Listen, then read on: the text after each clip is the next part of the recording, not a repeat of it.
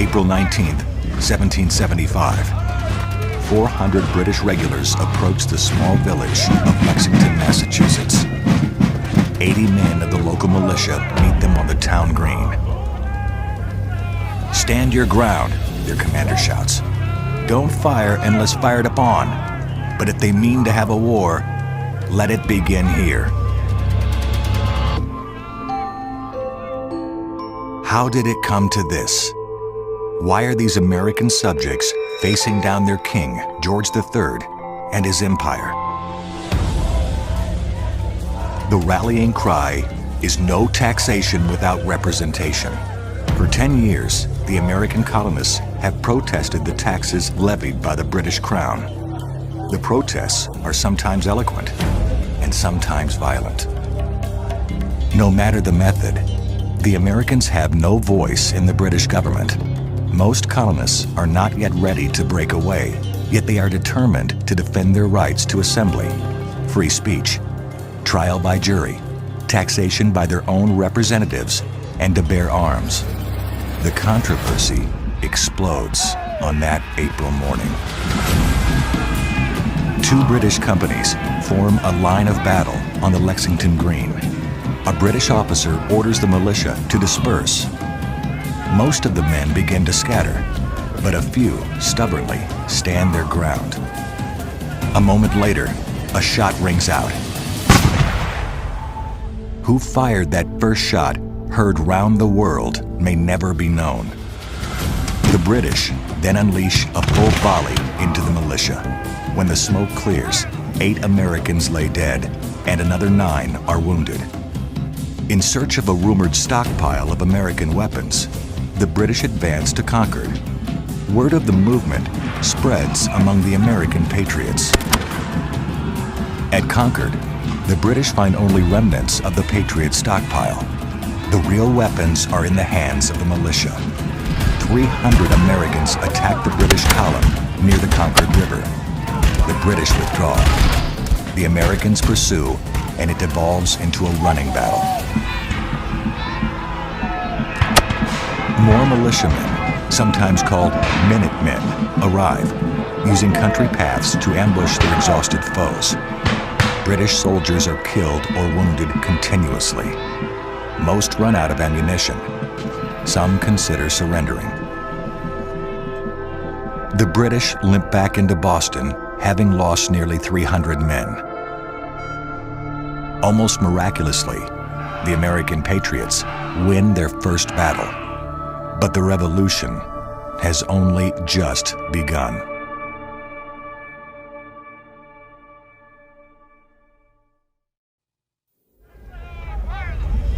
Within weeks, Boston is surrounded by an army of New England militia. As news of the first victory spreads, other Americans take action. In May, a group of men who call themselves the Green Mountain Boys seize Fort Ticonderoga in upstate New York. In June, the British attack an American position near Boston, a rise known to the locals as Bunker Hill. As the Redcoat battle lines approach, an American commander tells his men not to fire until you see the whites of their eyes. The British are slaughtered. Although the British capture the hill, American morale rises as British morale plummets.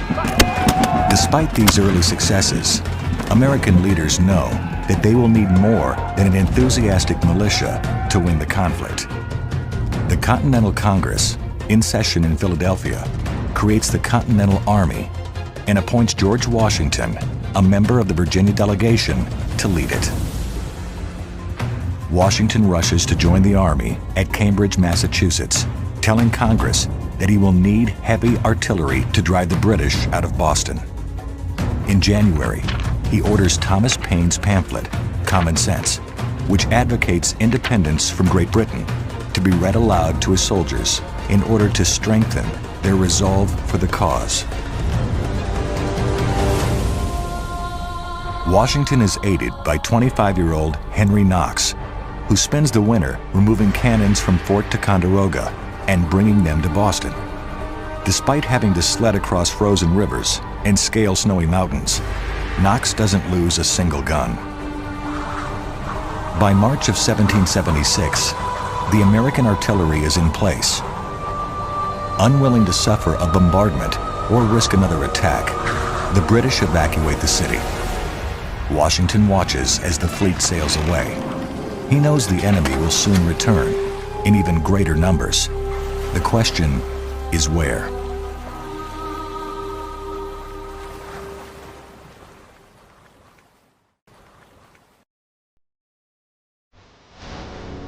The Patriots face enormous challenges. The British Empire wields incredible power. To win the revolution, the Americans will need foreign support. In early 1776, France begins to secretly send weapons to the colonists. But before the French will do more, the Americans need to demonstrate their determination. On July 4th, 1776, congressional delegates signed the Declaration of Independence, signaling to France that the United States of America is committed to victory and capable of achieving it. The war for independence has officially begun.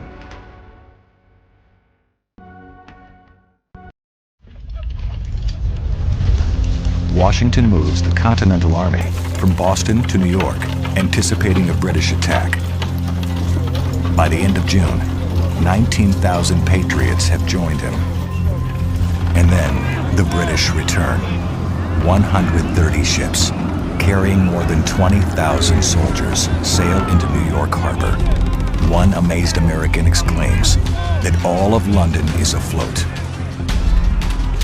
August 22nd, the British land on Long Island, sweeping aside the American defenders at the Battle of Brooklyn. Washington skillfully retreats across Manhattan to Harlem Heights. In September, the British land on Lower Manhattan and capture the city, then dislodge the Americans from the defenses on Harlem Heights. Washington retreats again. Part of the army withdraws north to White Plains, while another occupies a strong position astride the Hudson at Forts Washington and Lee. William Howe, the British commander, defeats Washington at the Battle of White Plains on October 28th. In November, he decides to remove the threat to his rear at Forts Washington and Lee. The Battle of Fort Washington is a disaster. 3,000 Americans are overwhelmed and captured by the British assault. 4 days later, the British cross the Hudson and capture Fort Lee. Washington's army is reduced to but a few thousand men. With morale low and enlistment set to expire, he retreats across New Jersey into Pennsylvania. All that is stopping the British is the Delaware River and the coming winter. Convinced the rebels are all but defeated, the British spread out in numerous outposts throughout New Jersey. Washington must rekindle his army's confidence.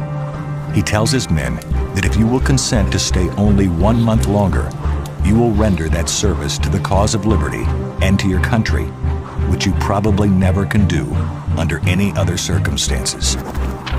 Thomas Paine writes a second pamphlet, The American Crisis, which circulates around campfires and steals the resolve of the patriots. On Christmas night, 1776, Washington makes good on his promise. He moves his forces across the ice-choked Delaware River. It is a desperate and dangerous maneuver, but it works. His men gather on the opposite bank, and Washington launches a surprise attack on Trenton, New Jersey. The Battle of Trenton is a stirring American victory. Nearly 1,000 Hessians are captured, along with 6 cannons and enough supplies to outfit several American brigades. 7 days later, Washington presses his advantage, outmaneuvering the main British army and striking the garrison at Princeton. He wins another victory and captures nearly 200 British regulars. With his army rejuvenated, Washington marches to Morristown and settles in for the rest of the winter. there was almost constant skirmishing between Patriots and British foraging parties, forcing the New York City British-controlled garrison to rely on supplies brought by sea.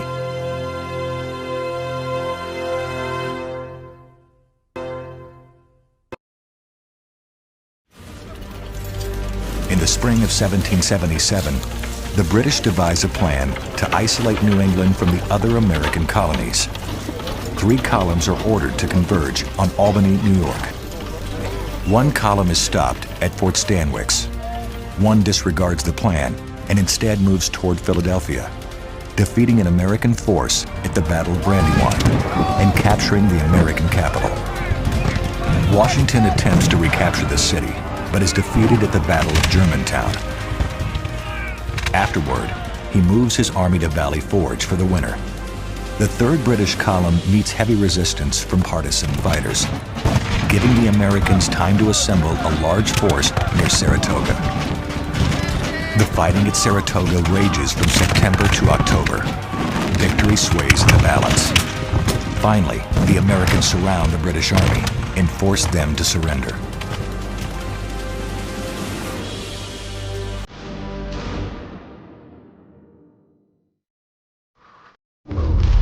The Continental Army suffers through a brutal winter at Valley Forge, but holds together. Discipline actually improves due to the training regimen implemented by Baron von Steuben, a European officer who lends his expertise to the cause. It is one of the war's greatest displays of American determination. In the wake of the American victory at Saratoga, France signs an alliance with the United States and declares war on Britain. Threatened by the French fleet, the British abandon Philadelphia. Washington pursues them across New Jersey. On June 28th, Washington attacks a British rearguard at Monmouth, New Jersey. Although the battle is inconclusive, the winter training at Valley Forge has paid off. The Continentals had stood firm against British regulars who continue their movement to New York. Throughout 1778, Washington maintains pressure on New York City. The countryside between the armies becomes a no man's land of spies, foraging parties, and skirmishes. Unable to make headway in the Northeast, British strategists shift their focus to the southern colonies, where a guerrilla war had raged since 1775. They are banking on the support of Southern loyalists. In December, the British establish a foothold by capturing Savannah, Georgia. Months later, French troops join the Americans in an attempt to recapture Savannah. But the Allies suffer severe losses and are unable to retake the city.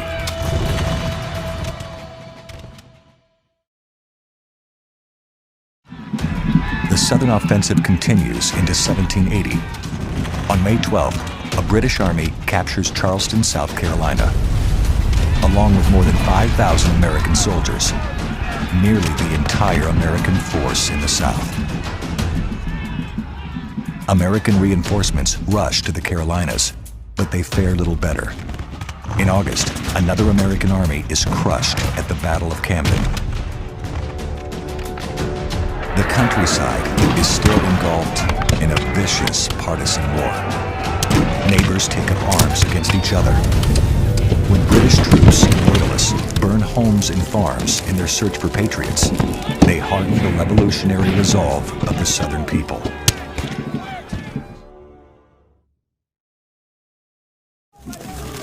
In October, a force of more than 1,000 British loyalists is annihilated at the Battle of Kings Mountain.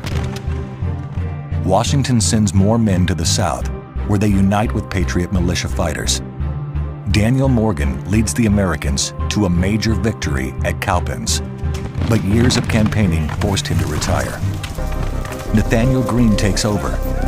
In a grueling campaign in early 1781, he grinds down the British forces during a series of strategic retreats toward the Dan River. Greene is able to keep one step ahead of the British. He crosses on February 14th, and the British, without boats, are unable to pursue. The race is over. After a brief rest, Greene, now reinforced, recrosses the Dan. On March 15th, at Guilford Courthouse, Greene finally faces the British, fighting them to a bloody standstill. After Guilford, Cornwallis withdraws his battered and exhausted army toward Wilmington. Soon after, he marches north to Virginia, hoping to stop the flow of men and supplies into the southern colonies. With Cornwallis gone, Greene swiftly re-enters the Carolinas. At Eutaw Springs, though a draw, Greene inflicts enough casualties to compel a British withdrawal to Charleston, where Greene pins them for the rest of the war.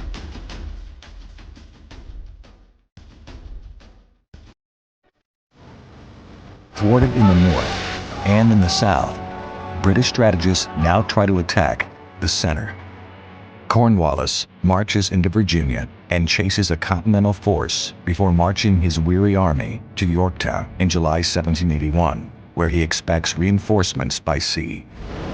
On September 5th, the British and French fleets battle each other off the Virginia Capes. The French are victorious, and Cornwallis is cut off.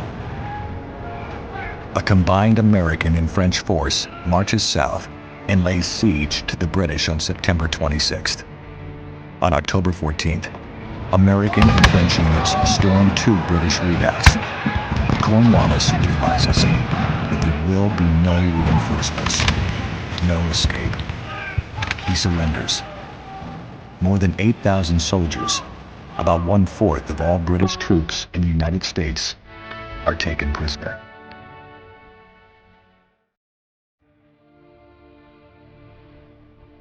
News of Yorktown reaches London in late November 1781.